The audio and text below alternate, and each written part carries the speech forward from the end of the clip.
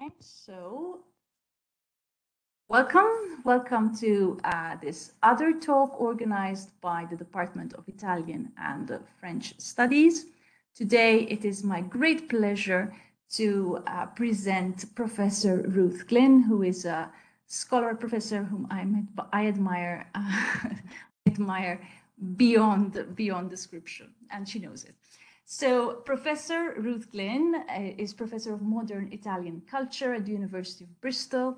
Her research focuses on modern and contemporary Italian culture and ranges across critical thought, collective memory dynamics, and issues of gender.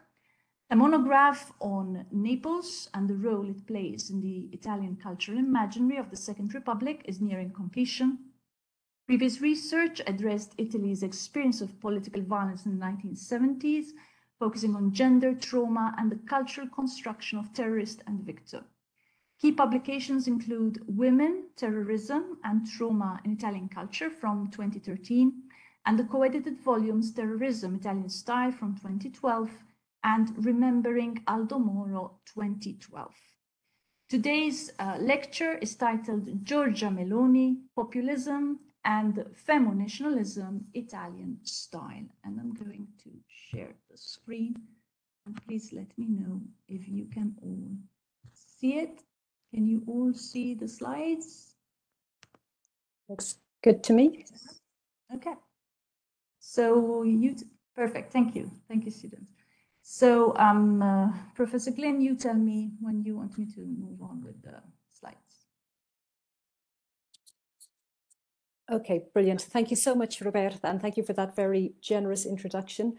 I hope I can satisfy the curiosity and excitement about today's lecture. And I'm particularly grateful to be invited to do this because I've been teaching on a unit on women and nation for some time, which I co-teach with colleagues in our German department and in our Russian department.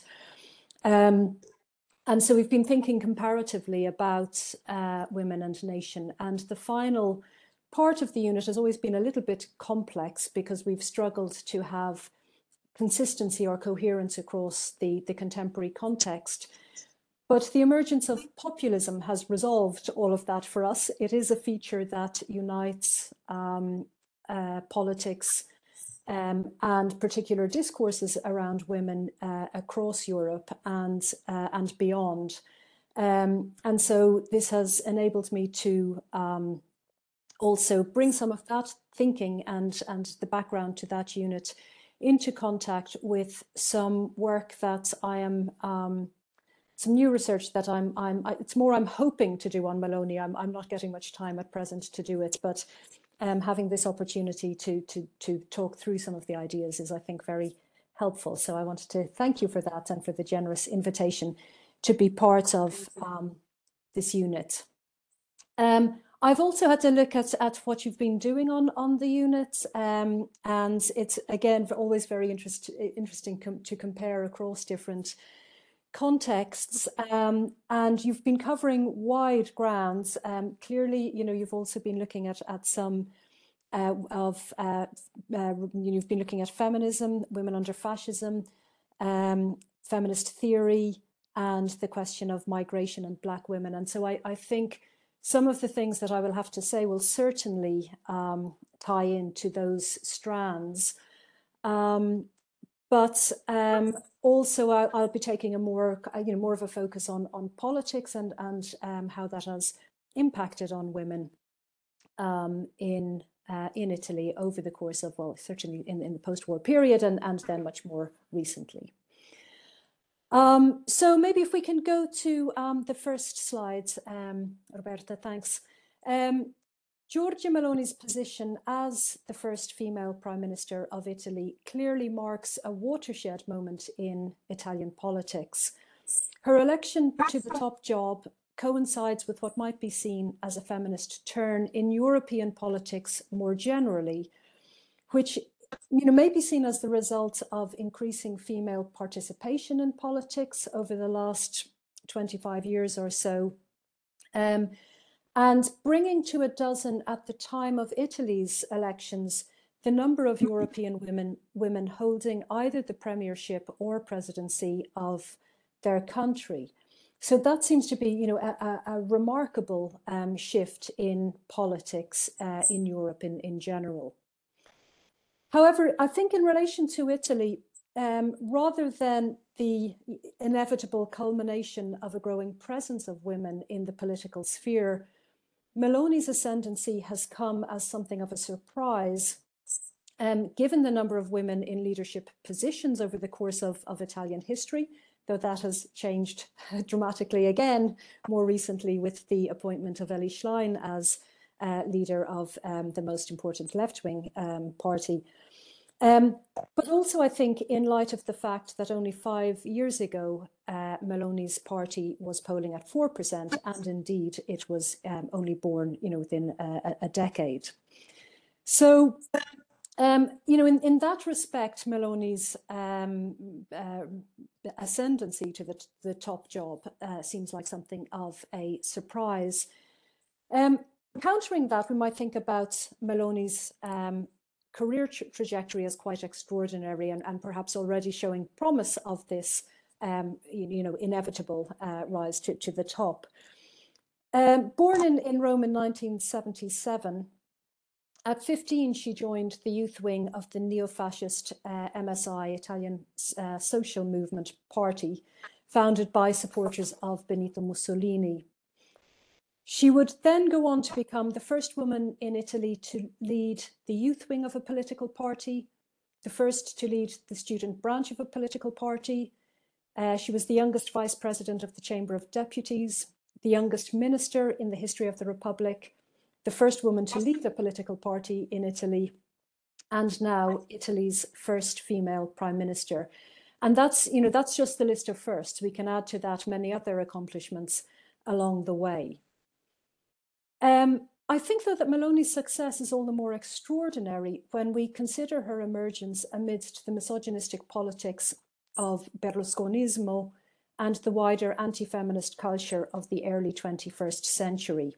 So I'll come back to that in a little bit.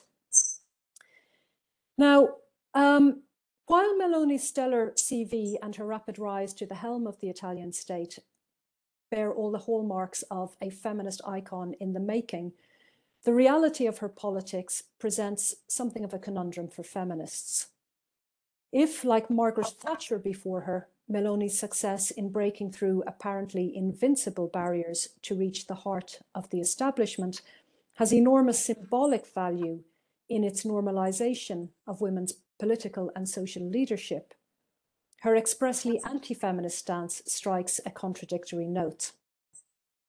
So I'll return to that point towards the end of the lecture, but I want to start now by putting Meloni's political career into perspective by outlining the relationship between women and politics in post-war Italy. Although 3 elements really are important to any discussion of Meloni's politics, I'm going to leave aside here the fascist past. And I'm going to focus primarily on the emergence of populist politics in Italy since the start of the Second Republic in 1993, in order to situate her rise to prominence within the context of that populist turn. I think that is pretty crucial. I'll then discuss Meloni's politics and her political persona in relation to Sarah Farris's concept of femonationalism, which of course unites feminist discourse with nationalist politics. And I'll draw, to illustrate that, I think, draw on some quotes from her autobiography, Io sono Giorgia, published in 2021 and seeking to appeal to a wide audience in advance of the national elections of 2022. So I'm focusing more on the ways in which Meloni, through the autobiography, attempts to mainstream her politics and to avoid some of the more extreme expressions that emerged earlier in the political career. But I'll start with a brief overview of the post-war of post-war Italian politics and developments in the relationship between women, politics, and the nation in the aftermath of World War II and the end of the 20-year-long fascist regime. So if we can go to the next slide, Roberta. Thank you. Oh yeah, actually the one after that again. So after the fall of fascism and the end of World War II, Italian politics underwent some dramatic and long-lasting changes. As you will know, in 1946, Italy becomes a democratic republic for the first time.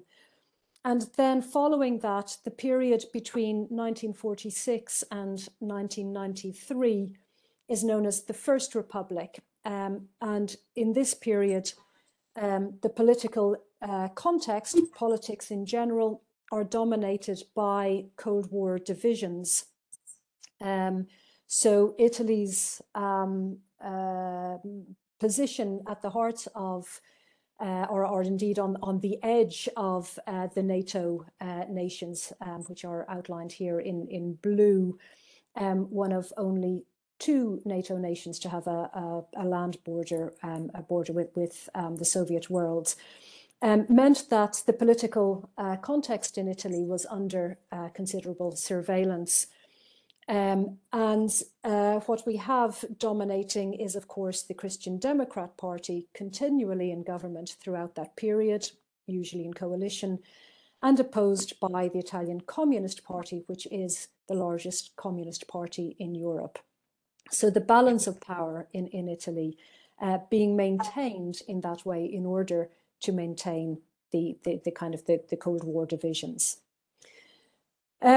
Then, of course, in 1993, following the fall of the Berlin Wall and in Italy, the devastating Tangentopoli political corruption scandal, we have the transition to the Second Republic amid electoral reform.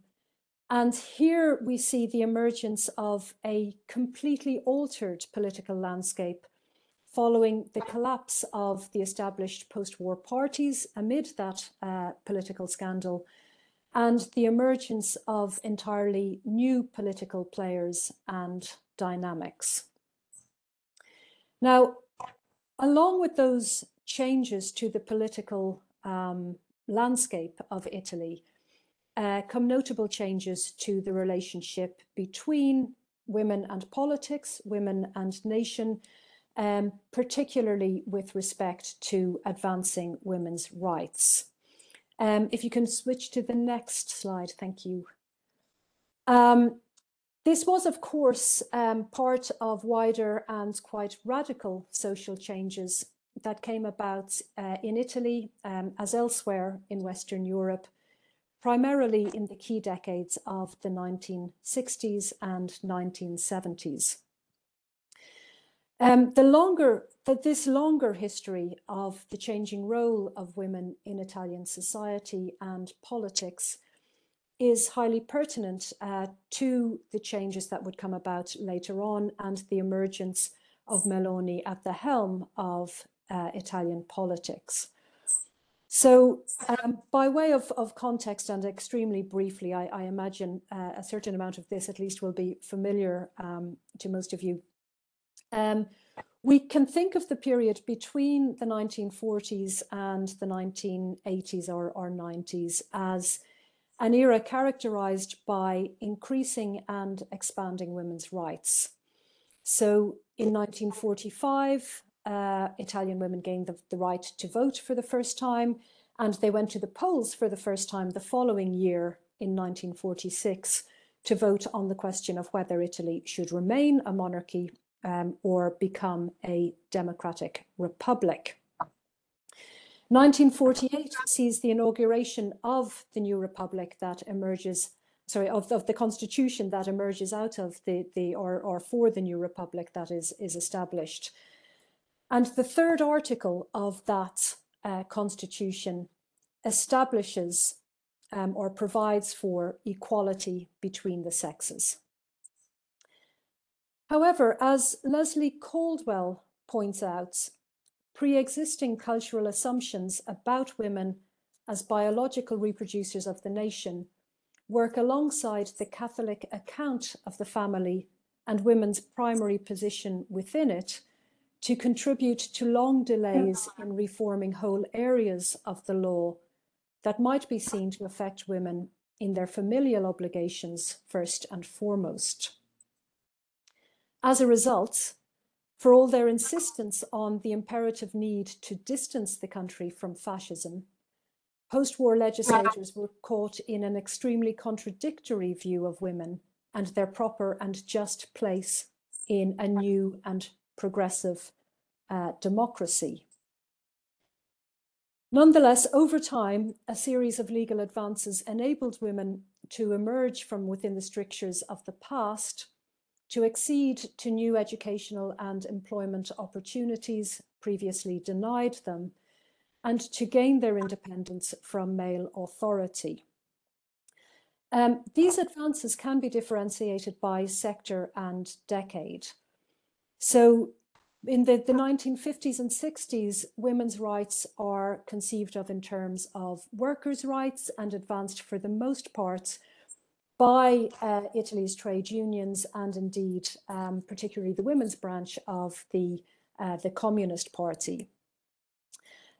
So here we see maternity leave being granted in 1950, an extremely generous allowance of maternity leave relative to other countries.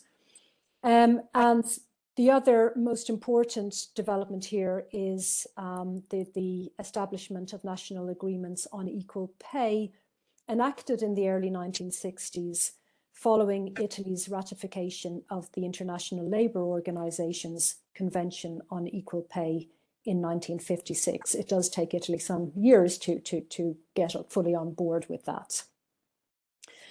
The 1970s instead is the period when women's rights are, we tend to think of women's rights in terms of the kinds of rights that women gain in this period, which are personal rights, rights of control over oneself, one's bodies, and one's kind of civil status.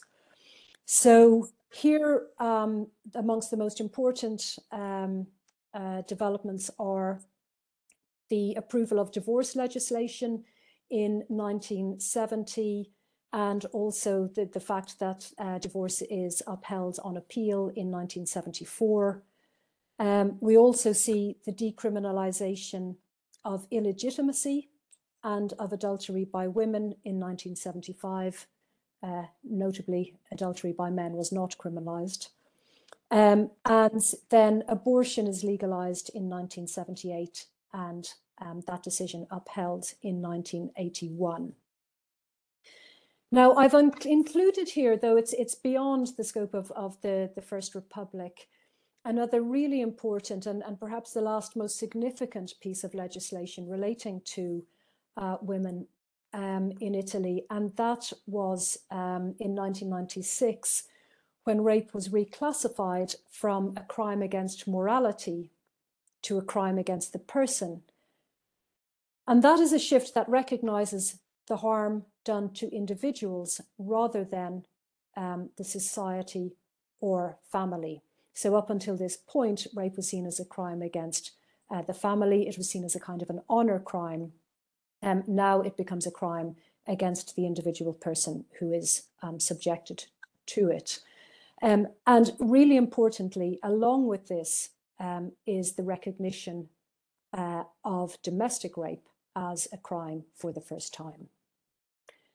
So I think, within this period of the First Republic, what we're seeing is a gradual increase and expansion of women's rights, which amounts to an undoing of the last vestiges of 19th century laws that established women's place in society at the outset of the nation, and those then that were promulgated by the fascist regime, which particularly ramped up the rhetoric and the policies surrounding women as biological reproducers of the nation. So that's the very positive end of the First Republic, this kind of progressive advances for women. However, those achievements are countered by some continuing negatives. That is most notably the ongoing male domination of employment, politics, the media, and the culture industries. So the question of women's representation in Italian society and the visibility of women in key roles in Italian society is something that is lagging behind the general advancement happening elsewhere. Yeah, okay. When we shift to the Second Republic then, and Roberto, if you can move us on, thank you. So with the shift to the Second Republic in 1993, we begin to note some changes in political culture. Firstly, in positive terms, we gradually, not immediately, but we do eventually see an increasing presence of women in the political sphere. Between 1946 and the 2010s, in fact, so it's as late as that, less than 10% of parliamentarians were female. And it's really just since the 2010 that we have had a significant increase in the number of female parliamentarians. We're at a high of 30%, sorry, the last legislature was had a high of 36% women. It currently stands at 32%. And just by way of comparison, here in the UK, we currently have a record high of 35% representation of women. And I understand that Canada too has a current high, which stands at 30.5%. So I think this is quite interesting, thinking about the ways in which sometimes perceptions of Italy and the place of women in Italian politics is distorted by kind of the longer history of the virtual absence of women or the lack of visibility of women, something that has changed quite considerably in the last 10 years or so. Against that, however, so this is the positive move. Against that, we can also see with the emergence of a new political landscape and new political players and a whole new way of doing politics, the emergence of populism as a major force in Italian politics, and also anti-feminist politics, which are in effect a kind of a backlash, a backlash, a reaction to the advancement of women throughout the First Republic. So this emerges in politics in various ways, but I think the photo that I've given you there of Berlusconi with Miss Italia gives you a sense of the way in which that emerges within the media sphere at any rate. And it is, of course, something that emerges in the context of a wider anti-feminist bias in society at large, and that is manifested in particular in a sexist media culture. So, that's one of the things that women and indeed Italy is grappling with from the start of the Second Republic, but particularly in the early years of this millennium. The response to that on the parts of women is a new kind of feminist movement, which takes various forms. Since 2011, we have the Se non ora quando movement, which is all about the right to dignity for women. And it's a movement that emerged in response to Berlusconi in particular, but also in relation to the wider and more generalized degradation of discourses and images relating to women and their role in society under what we think of as Berlusconismo, which of course encompasses both, you know, his political regime, but also the kind of discursive and cultural milieu that is created there.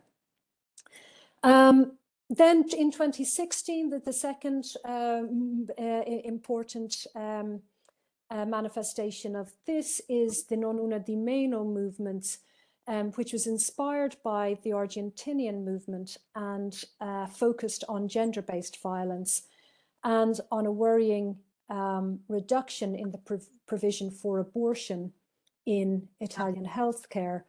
And this, of course, it comes about despite the fact that there is no legal change. So there's no, you know, change to the legal structures, but there is instead a growing conscientious objection to, on the part of doctors, to performing abortions, primarily under pressure from campaigning groups.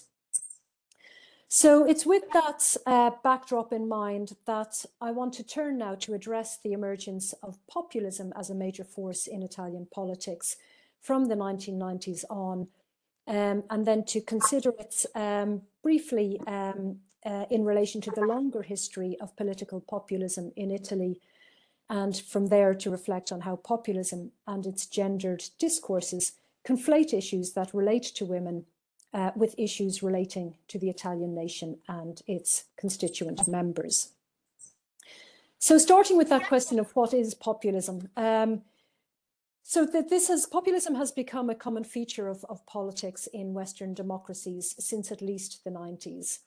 It emerged as a tactic deployed above all by opposition actors and insiders, but has increasingly been adopted by governing parties as a tool to fend off challengers. As Gianluca Passarelli constructs it, populism is, first of all, a contested term. So there are no shared or agreed definitions. But there are, however, there is a kind of a general consensus around some aspects of it, primarily around what we would think of as the structural features of populism. And these include strong leadership, a challenge to existing laws, an appeal to the people, and which comes with a kind of an us versus them dichotomy: us, we the people, they the political elite. We also have a discourse of common sense politics emerging throughout, and an emphasis on community. So this, you know, we the people being united, and part of the, you know, the real community of the nation, for instance. In terms of ideology, and this is probably more important, although there is a tendency to think of populism in relation to right-wing politics, in reality, populist approaches and discourses are widespread throughout contemporary politics. And this is perhaps especially true of Italy. We can note, however, important differences in the nature and focus of such populism, depending on the political orientation of the party, group, or movement in question. So for right-wing populism, we can see that this is generally characterized by a strong anti-immigration stance. It is nervous of the associated multicultural society that migration entails, and it tends to emphasize issues such as safety and security.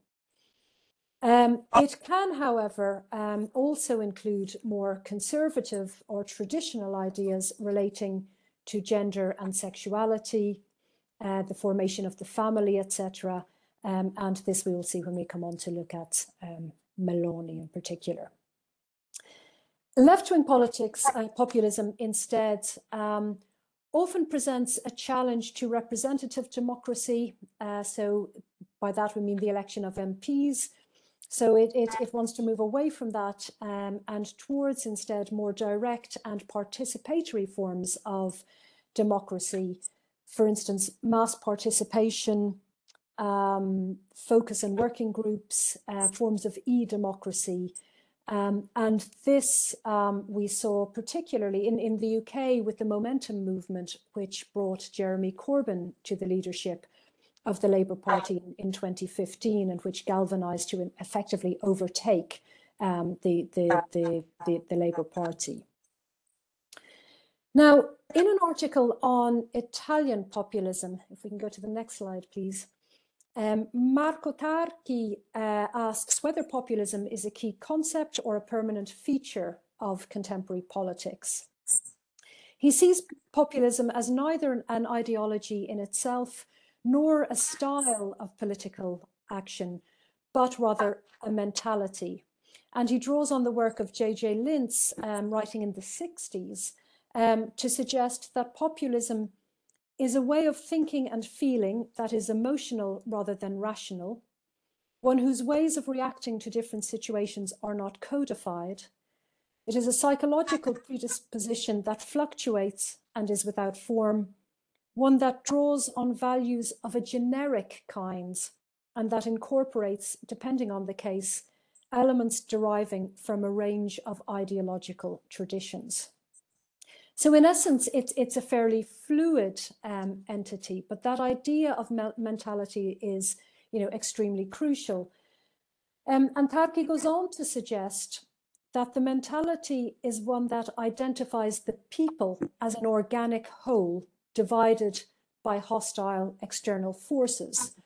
It attributes to the people as an organic whole natural ethical qualities. So this idea of nature, this kind of common sense thing of common sense ethics, and that these things juxtapose their realism, industriousness, and integrity to the hypocrisy, inefficiency, and corruption of political, economic, social, and cultural elites, and asserting their sovereignty as the source of legitimacy for the exercise of power.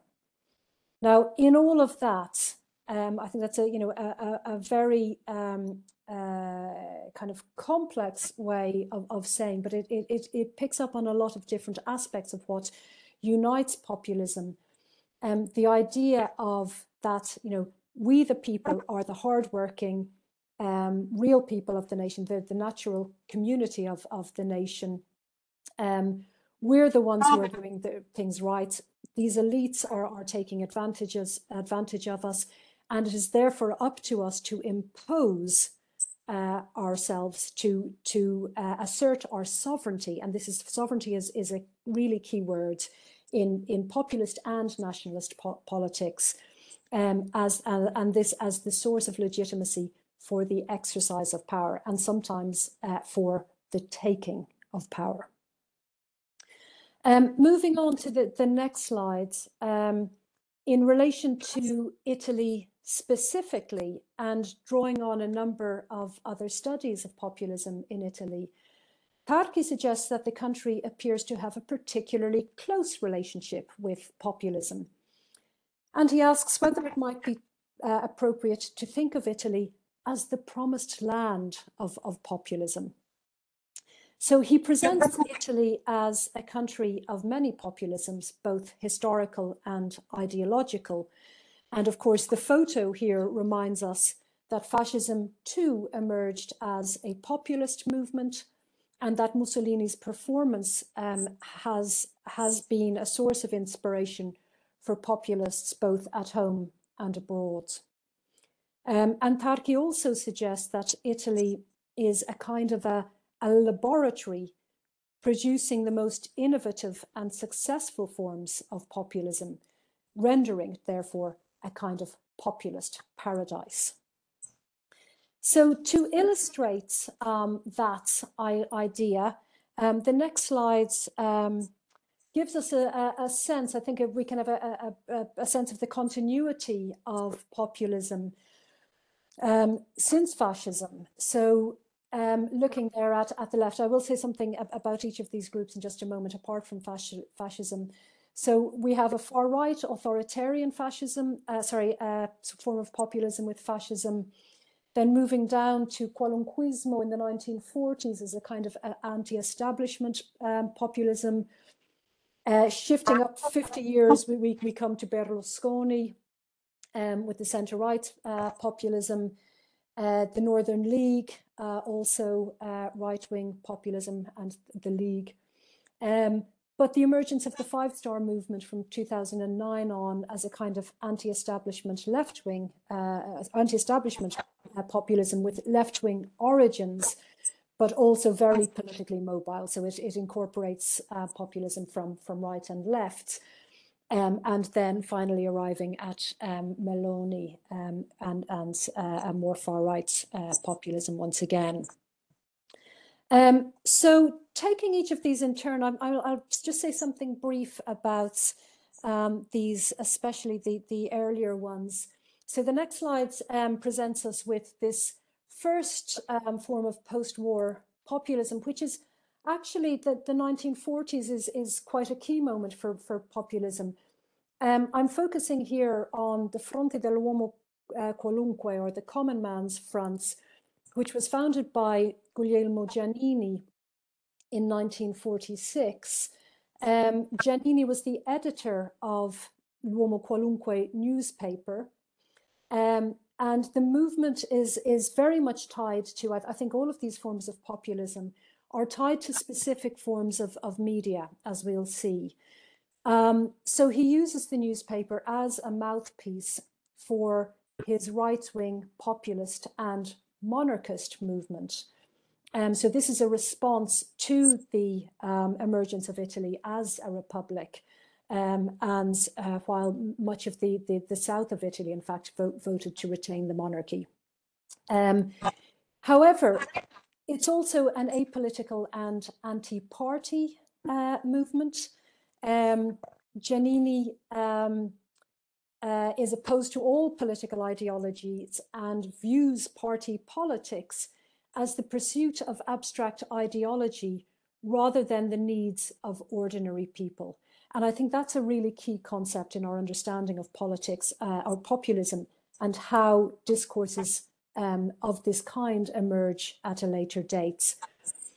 But he also uses humor as a political weapon, which is something that will be taken up by politicians at a later date.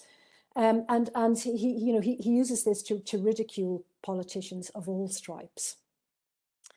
So I'm going to fast forward from there to Silvio Berlusconi, who is already a household name when he decided to enter the political arena in 1994. So Berlusconi was a property developer turned media tycoon and the owner of Milan Football Club at this stage.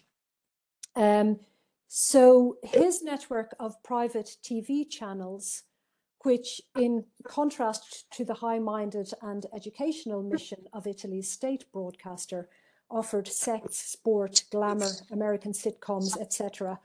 All attuned to a rapidly developing consumer markets. And of course, this control over alternative media outlets and television in particular laid the foundations for his rise to power as a politician in the 1990s. Now, Berlusconi used his business success and his popular football language to launch his political career. So even the name Forza Italia emerges from the football fields.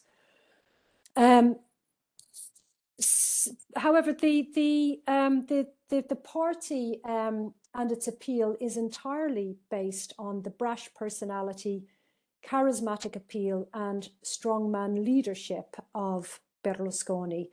There is effectively no party outside of his leadership.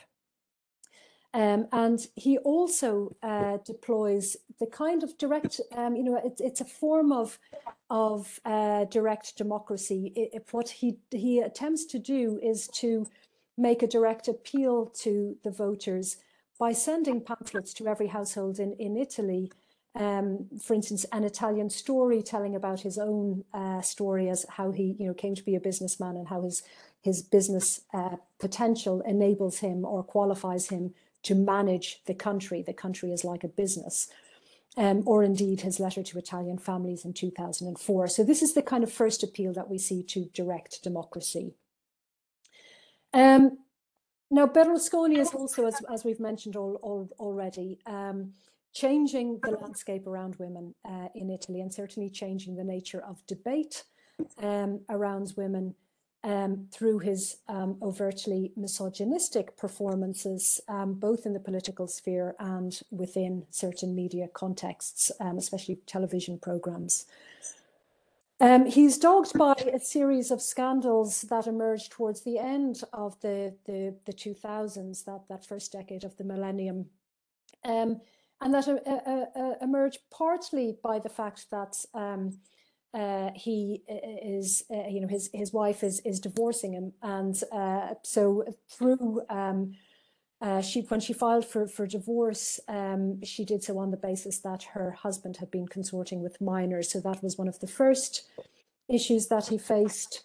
Others, you can see here, he was said that he'd chosen female candidates on the basis of their attractiveness. He was also charged with child prostitution and extortion, and indeed was convicted for paying for sex with an underage woman and sentenced to 7 years in prison, but subsequently acquitted. And finally, I've included here, I think, an important, more recent episode in which he attacked Giorgia Meloni, the then pregnant leader of Fratelli d'Italia, while she was campaigning to be mayor of Rome. And his attack on her candidature was that a mother cannot be a mayor. So this was Berlusconi trying to shape the political arena as a male space, and to deny Meloni, who was clearly a rising star, had already served in one of his governments at this point, any further political advancement. Next on our list is the League. I'm going to have to go through these rather quickly at this point. Founded in 1991 as a separatist, anti-Southern, Northern League, socially conservative, politically federalist, and fiscally liberal. It was following the Twin Towers attacks that we see a shift to a firmly anti-Islamic, nativist, and anti-immigration stance, which would eventually lead to the League being reinvented as a national party, the League rather than the Northern League, with a similar political thrust to it. And this, of course, the League has been the major political player over the last few years before the rise of Fratelli d'Italia, the most dominant anti-migration party, and its leader, Matteo Salvini, in the position of Interior's Minister, for instance, closing Italian ports to rescue ships in 2018 and 2019. Almost second last in our list of populist parties, we're shifting to the left now with the emergence of the Five Star movements. So there's another clip here. Founded in 2009 by comedian Beppe Grillo and the web strategist Gianroberto Casaleggio, but founded expressly not as a party but as a movement, and drawing very overtly on the history of l'uomo qualunque, the history of politics, the history of populism as in its use of humor as a way to do politics, and also as an anti-establishment entity. So, like the Fronte dell'Uomo Qualunque, we see that the Five Star Movement attacks politicians of all stripes. It's outside of the traditional left-right paradigm, insofar as it's anti-establishment, environmentalist, anti-globalist, Eurosceptic, but in favor of sustainable development and transport, in favor of a citizen's income, in favor of direct democracy or e-democracy, and indeed practicing both of these, and being socially liberal on gender issues and same-sex marriage, for instance. It has it was originally quite ambiguous on the topic of migration, but shifted to the right while in coalition with the League. And since then has kind of reverted to more core, I guess, left-wing values. So setting out this landscape is a way of thinking about, populism as the order of the day when Giorgia Meloni comes onto the scene in 2014 and more recently, but becoming also for the first time what we might think of as the female face of Italian populism. Up until now, populism has been extremely male and indeed sometimes overtly misogynistic, other times implicitly so.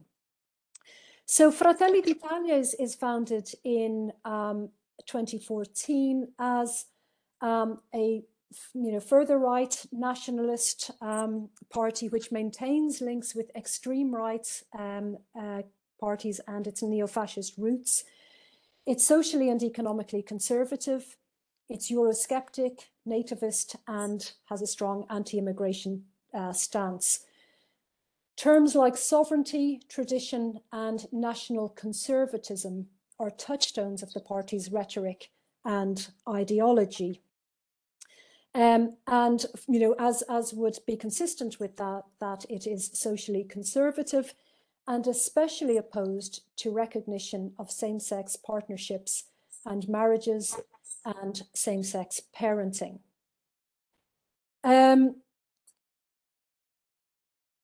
So its rise to politics or to power, has been dramatic, I said. But in 2018, at the national elections, the party gained 4% of the votes, and then we see in 2022, just last year, the party has gained 26% in both the Chamber of Deputies and the Senate, and therefore being the largest political party in Italy. We see Meloni rise to the helm of the state as Italy's first female prime minister. Much of this rise, I think, is also based on the increased public visibility of Meloni and her self-presentation as a woman, mother, Italian, and Christian. And as I've mentioned already, the use of the publication of her autobiography was extremely important in that move to kind of mainstream the family, the party. So Meloni kind of keys in with the broad and varied populist landscape that we see emerging in Italy at this time. And the next slide gives us a sense of that, of what the key concerns are for Italian populists. And these there are really two related issues.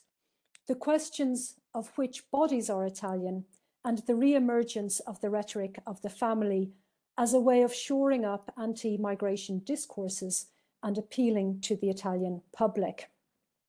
And we see this, for instance, in 2018 with the national elections, then where we see the use of the Italians' first rhetoric by the League in the first instance, but variations of that elsewhere too, where, for instance, the Five Star Movement started to speak about Italian families. They suggested our task our first task is to support Italian families, while Berlusconi instead was as ever, saying slightly more outrageous things like migrants are a social bomb.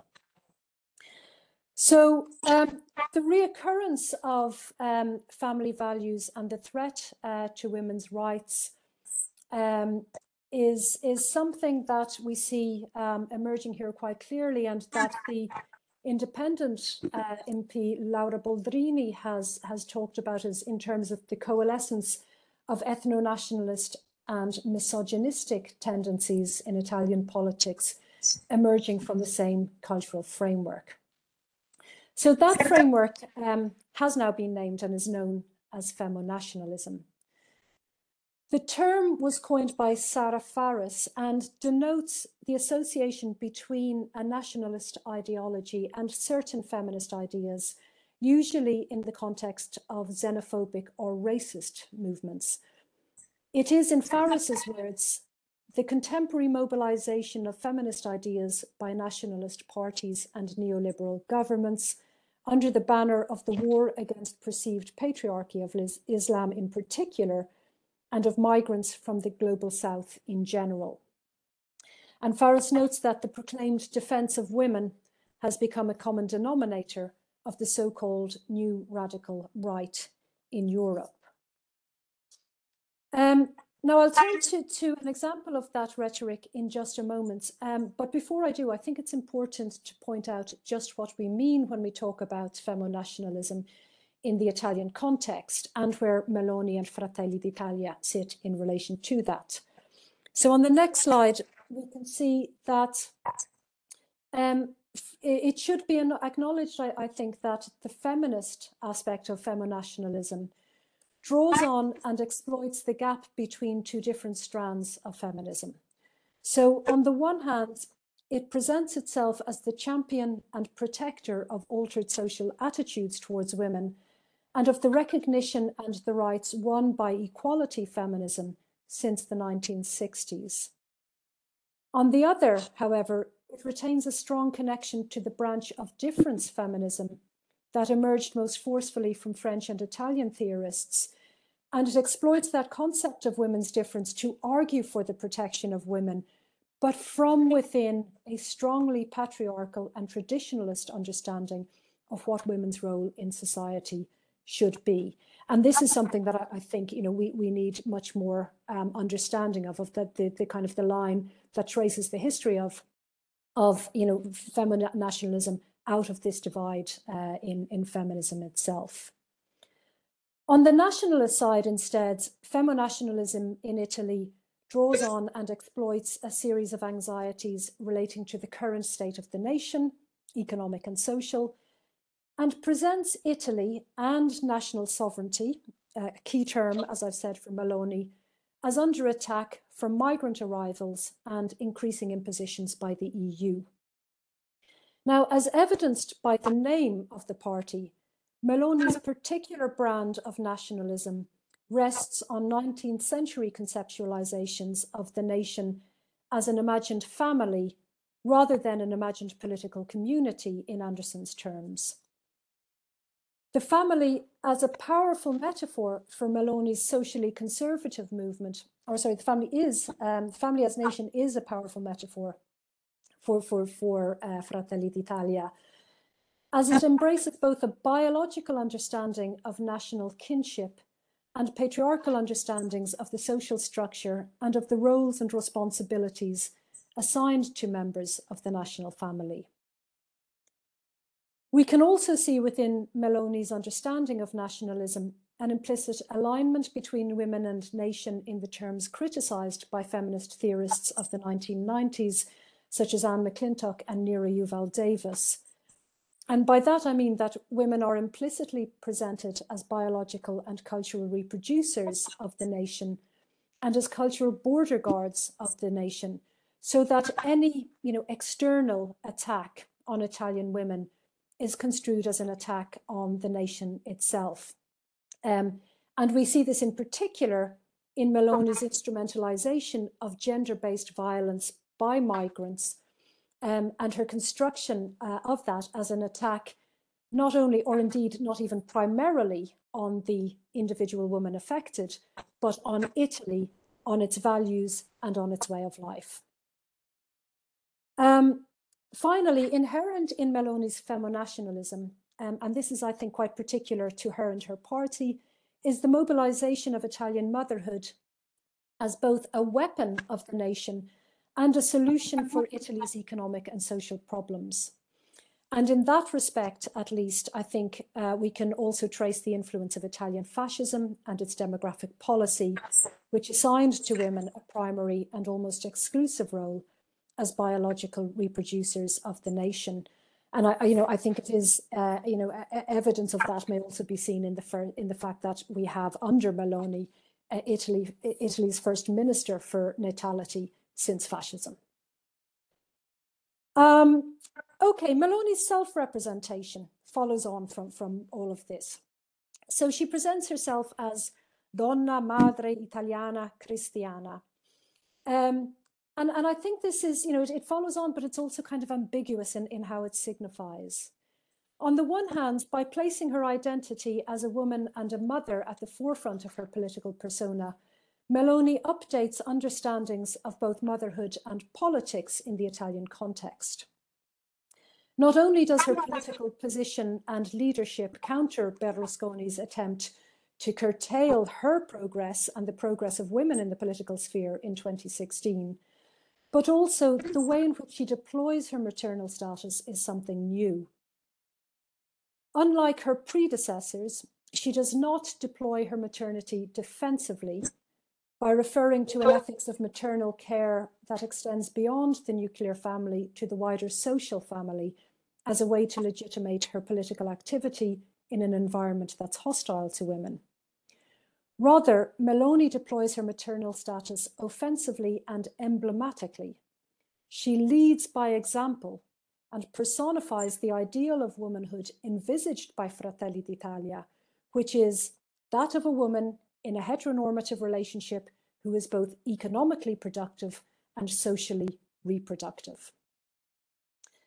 So, if on the one hand, Meloni's refusal to play the maternal card in the defensive mode represents genuine progress for women in the Italian political sphere and should, I think, be acknowledged as such, on the other hand, it subsumes all other female identities to the maternal and precludes in particular any reference to a potential female sisterhood. So she never recognizes, other women on a par. She recognizes solidarity amongst mothers, not amongst women in her speeches. At the same time, her use of feminist discourse to encourage natality as a counter to immigration and her construction of her faith as representative of a collective identity that is at the foundation of Western civilization speaks to the more widespread feminist anxiety surrounding the clash of civilizations and attacks on migrants from the global south. I think, I have some quotes, but I don't think we've time to do that. So I think maybe I'll just close with a more general reflection on what Meloni's premiership in politics might mean for women in Italy and for Italian feminism in particular. So Meloni's often subtle employment of gender discourse, her intermittent use of the language of women's emancipation, and her imbrication of gender and nation present a critical challenge for feminists.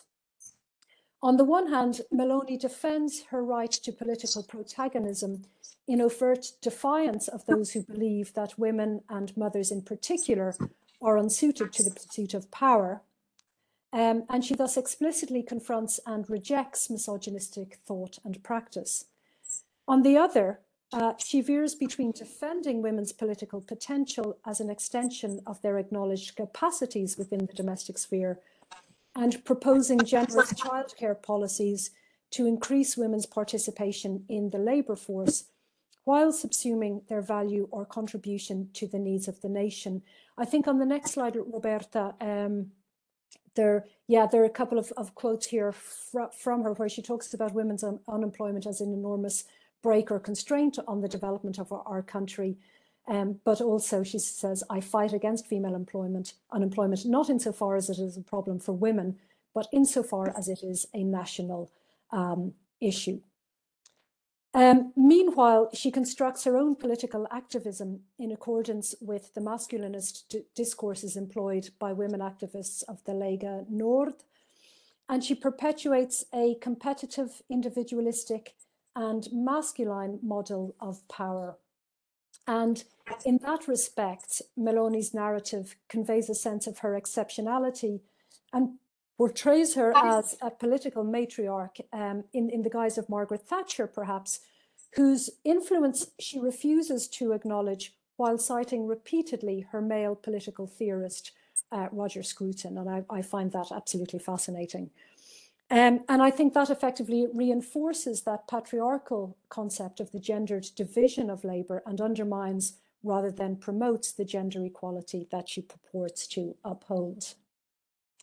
Finally, Meloni's imbrication of gender discourse with an understanding of her national, religious, European and Western identity underscores the femonationalist politics underpinning her political projects. As I've outlined, femonationalism implies the contemporary mobilization of feminist ideas by nationalist parties and neoliberal governments in opposition to the perceived patriarchy of non-Western migrants, while simultaneously itself entrenching patriarchal norms. Though Meloni increasingly avoids overt attacks on non-Italian others, her defense of the traditional Italian family, her discussion of her Italian European Christian identity, and her pro-natalist response to Italy's need for young workers all speak of a desire to preserve the tradition and purity of the national body, but they also serve to reinforce traditional and patriarchal norms and to weaponize women's reproductive capacity in the battle against migration and a multicultural society. So in short then, I think Meloni's premiership proposes an individualistic and exceptional model of female leadership that is far from the collective transformative feminist ideal, and that has grave implications not only for Italian feminism, but for Italian women as a whole. And I shall stop there. Thank you so very much, Professor Glynn. That was incredibly interesting and very exhaustive as well. Yes, there are lots of applause here. So we have only 17 minutes because we have to stop on the dot because I know that some students actually have other classes. So we'll start with we'll start with questions, and I already see a hand up. That's ideal so that I can see them. We start with Jackie. Oh, hi. So thank you for a great lecture. Something that I was curious about, because we've been dealing with kind of intersectionality in terms of multiple layers of identities, as well as just complex identities, is the idea of transgender women in Italy and how this might also affect them in terms of ideas that conflict one another, especially under the current premiership, because while there is feminism, there's also kind of a general, it seems like, dis-supporting of LGBTQ plus IA identities in Italy, especially under her kind of platform. So I just didn't know if you had any ideas on how Italian feminism might be affected, as particularly for those individuals who identify as female in that intersectionality there. Yeah, thank you, Jackie. It's a really good question. Sadly, I think that the answer to that is badly, insofar as Meloni and indeed the parties and maybe to a lesser, it's less overt in the case of the Northern League, but we are talking about, in all cases, a celebration of the traditional heteronormative family model, Gender ideology is something that Meloni takes as a primary enemy. And this emerges throughout both her public discourses within her autobiography, and there is clearly no space for alternative subjectivities beyond the traditional concepts of the kind of hierarchical and gendered structures that pertain to the traditional family. What I think might be interesting, and I haven't seen how things are developing in relation to this, is how Italian feminism responds to that, and how it might galvanize in response to these positions. So I haven't seen any noticeable changes since Meloni has come to power, but I think we are going to see that as we move from, a rhetorical construction of what might happen to increasing policies, as policies begin to emerge and become law. I think that is when we will see both, I'm sure, debate is going on, but also more practical campaigning on the parts of feminist and inclusive feminist groups. Thank you very much, Professor Glynn. Brooke is next. Brooke, just unmute yourself. Sorry, my computer was being weird. Hi. I was just wondering, I noticed, well, you spoke about how the politics, even in the modern sphere, are very misogynistic, or even in like 2016, Berlusconi was saying that a mother doesn't belong in the political sphere. Do you think that Meloni's success as like a political candidate is reliant on her right-wing kind of, what's it called, or she orients herself on the right wing? Because I would argue is like a very male-dominated party, well, in like who agrees with it. Do you think like if she was left-wing, she would have had less success, or if it would have been equal? That's a really good question, Brooke, especially given it's something we discussed at one of these debates in relation to right-wing women in the emergence of women at the leadership of parties, initially on the right and only subsequently on the left in many political contexts. I think it is a very, very good question. I think it's an impossible question to answer in some respects. But I think certainly, the way in which she performs her political persona, I think would have been much more complex in the left, on the left. And I think the fact that she is a woman and that she can, her presence as the female leader of a party, I think, she knows how to use this extremely effectively. One of the slides that I didn't have time to show you was dealing with her response to gender-based violence in the run-up to the 2018 elections, where there were a number of incidents, but two in particular that were instrumentalized by the all of the right-wing parties, because they involved the murders of two young Italian women by groups of migrant men. And Meloni's presence at the funerals of these women in particular, it signifies, and it's read very different to the presence of a male politician. So the way in which she can, she can stand as representative of Italian womanhood, and can talk about these attacks as an attack on Italian values, and effectively an attack on her and her kind. That certainly enables her to, that there's a kind of an extra value that she gets out of that, an extra effect that she gets out of that, simply for the very fact that she is a woman. And she's very alert to those potentials of this idea of, identifying with women without ever herself saying that, she identifies, but she is seen to stand for the female body of the nation when she turns up in those sorts of situations, and then, calls for the naming of public spaces in memory of those who've been killed. But, her when she talks about it, she'll talk about it as an attack on Italian values, but quite clearly her presence alters that and gives it an extra dimension that is not present when, somebody like Matteo Salvini turns up to do the same thing. Thank you very much. Danica is next.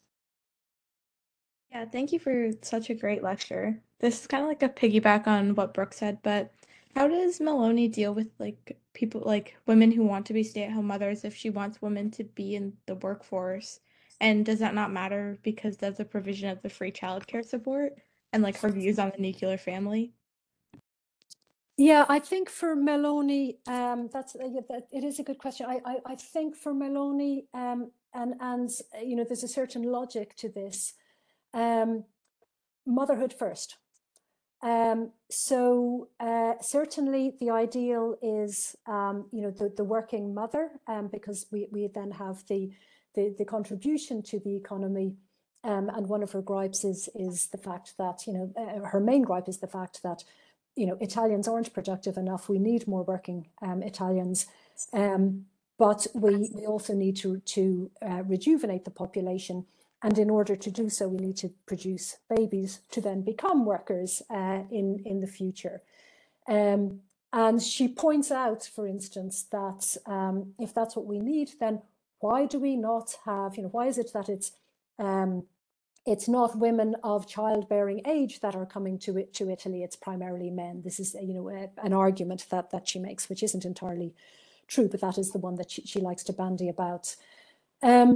So the ideal is the two, but motherhood comes first. And by way of evidence of that, I think, is the fact that, on one of the last slides there, you saw a quote from the very from the program, the electoral program from 2022, of which I think there are about 40 pages, 40 points.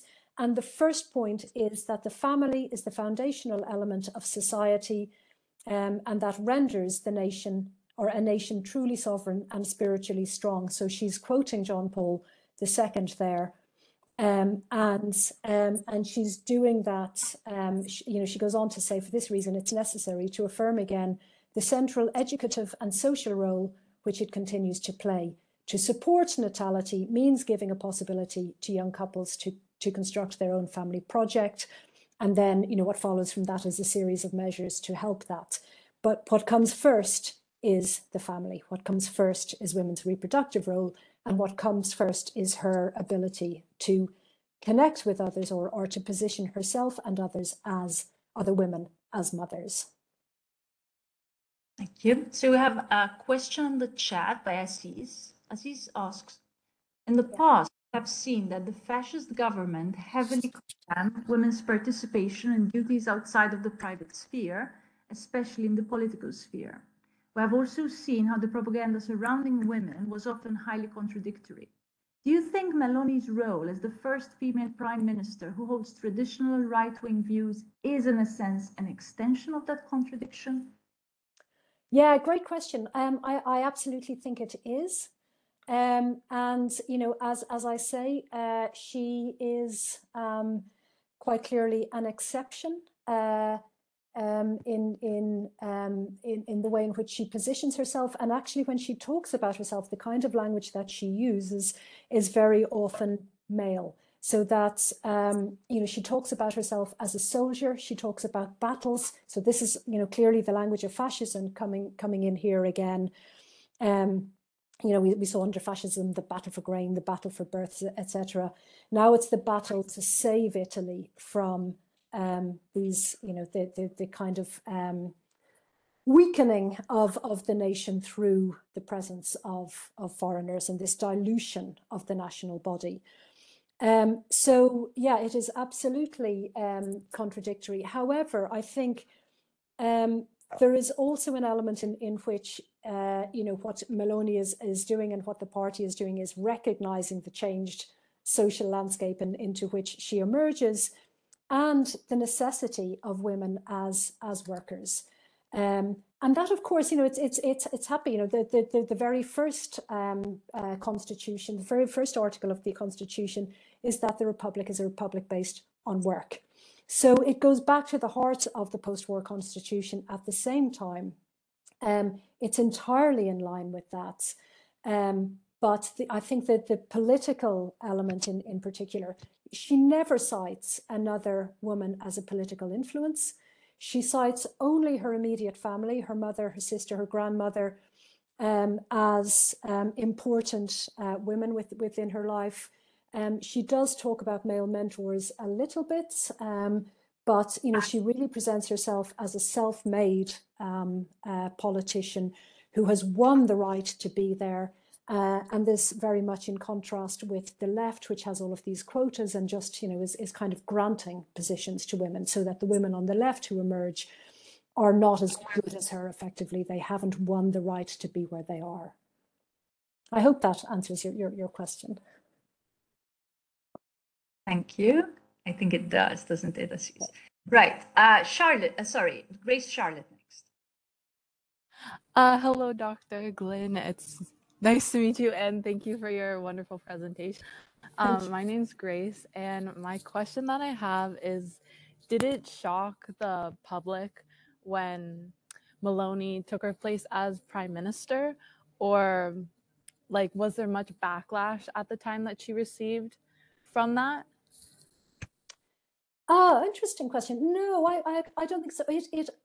Her rise had been, there was recognition that this was coming in advance of the elections. Already in 2021 with the national by-elections, she had something like 21% of the vote and was already the largest political party at that time. And there were other more controversial things happening then, like, for instance, Rachele Mussolini, the granddaughter of the fascist leader, getting by far and away the most votes in the, who is also a member of Fratelli d'Italia, of getting a considerable majority, more than any other candidate in the electoral, the mayoral, no, it's not the mayoral, the municipal elections in Rome. So the idea of Meloni emerging as a political force was foreseen before the elections. And I think it's been interesting that more of the debates have been around whether she represents, is this a good thing for feminism and for Italian women, having a woman leader of the country at last.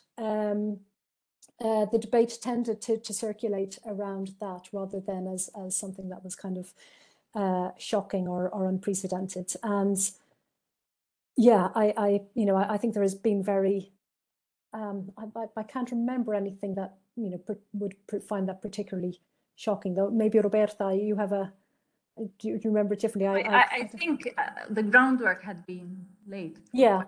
Right. Yeah. We're expecting it. I'm going to read. Thank you very much for that. I'm going to read a comment and then move on to Isabel's question.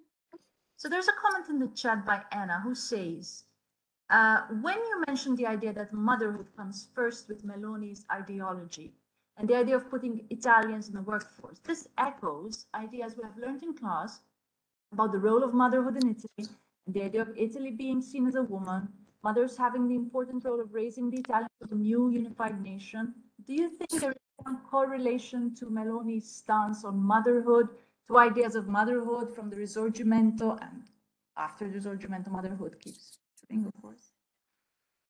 Yeah, it's interesting, isn't it? How there are certain ideas of motherhood that appear to be fairly perennial, and the way in which motherhood, even from thinking about Caldwell's objection to the kinds of discourses that were emerging when at the foundation of the Constitution and in the post-war context, the imbrication of Catholicism, of a wider cultural understanding of what women's role in society is.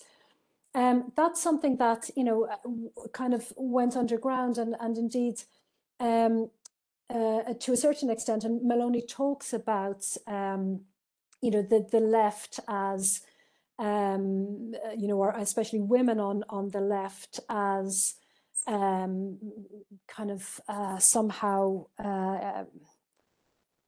not recognizing the importance of maternity, but also disavowing the importance of it, both for women on a personal basis and the social value of maternity. So I think what she's doing is trying to reestablish the social value of maternity, and seeing it just as much as other developments in the social sphere in Italy as under threat, along with the nation, along with the kind of the purity of the national body. So I think it picks up on those threats, which are very prevalent not only in Italian society, but elsewhere, but also constructs it in opposition to some of the advantages that have been won by women, and this sense that almost it's somehow the new gender ideology has curtailed possibilities for women, while at the same time she recognizes that there are also economic and practical reasons why Italian women are not producing as many children as she would like them to do, and that she's going back to attempting to restore that in order to delegitimize migration from elsewhere. Okay, thank you so much. Isabel. Yes, good afternoon, and thank you so much for the lecture. I really enjoyed it. My question is more in relation to, I guess, potential courses that I could take at the University of Bristol. So I'll be on exchange there in the fall. And I really enjoyed this lecture and this talk, and I was wondering what courses, if you know, are offered in the fall that are similar to this topic that I could potentially take. Come and do our Women and Nation unit. We'd love to have you. Okay, thank you so much. I would take any course with Professor Glynn. Any. Oh, Roberta, you're too nice. No, definitely Women and Nation. It would be great. And there, that will certainly be on in Italian, and there are also some in our kind of social sciences department that look at gender relations in all sorts of political and social contexts. So yeah, come and say hello when you arrive. Perfect. Thank you so much. I appreciate it. Super. Thank you, everyone. We are running late, but perhaps we could have the time for one last question. So we did give time now to the students if there are any faculty members who wanted to ask a question. And Gabrielle, yes, Professor Nicoli.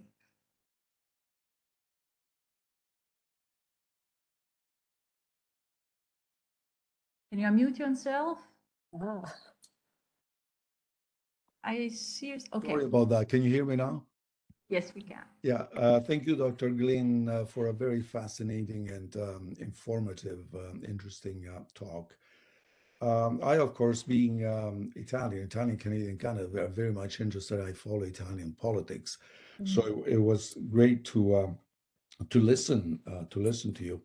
I was just wondering if what your views are concerning the future, not a distant future, because I mean, we might be talking here about Meloni being in government for the next 5 years, but knowing Italian politics, she may be in government just for the next few weeks. And I was wondering what you think now with this sort of dichotomous situation in Italy, where we have the new leader of the Partito Democratico, the Democratic Party, Schlein, who's a strong proponent and member of the LGBTQ community. And of course, this creates quite a contrast. And I'm wondering if you think that Meloni will be, how shall I say, compelled, forced to go into a corner in order to defend her ideas against such a strong contrasting voice, because Schlein is already posing herself as that. Of course, the polls at this moment seem to favor, they're actually increasing in favor of Meloni, I believe, at least the last I've heard. It will be interesting to see the shift when and if it happens. But I was just wondering, I'm fascinated by these labels of feminist, anti-feminist. And I was just wondering, now Meloni, of course, is a traditionalist, has grown within a strongly patriarchal body of men. And of course, we know now that in her government, she has strong opposition from these strong men such as Berlusconi and Salvini and Crosetto and others.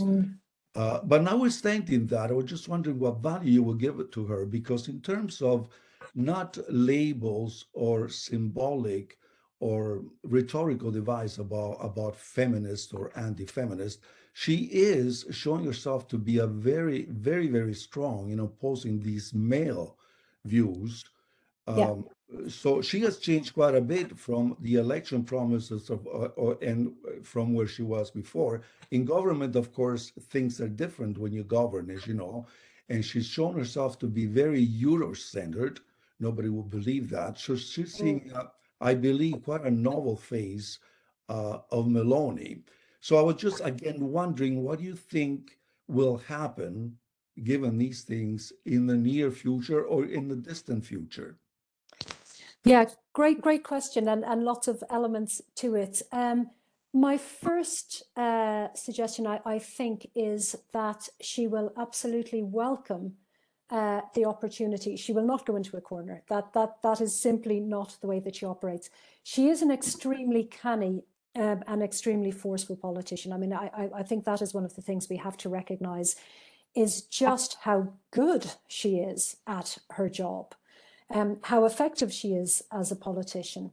And we can see that in the way in which she has managed the men around her, potentially very dangerous. She's managed to distance herself from Berlusconi.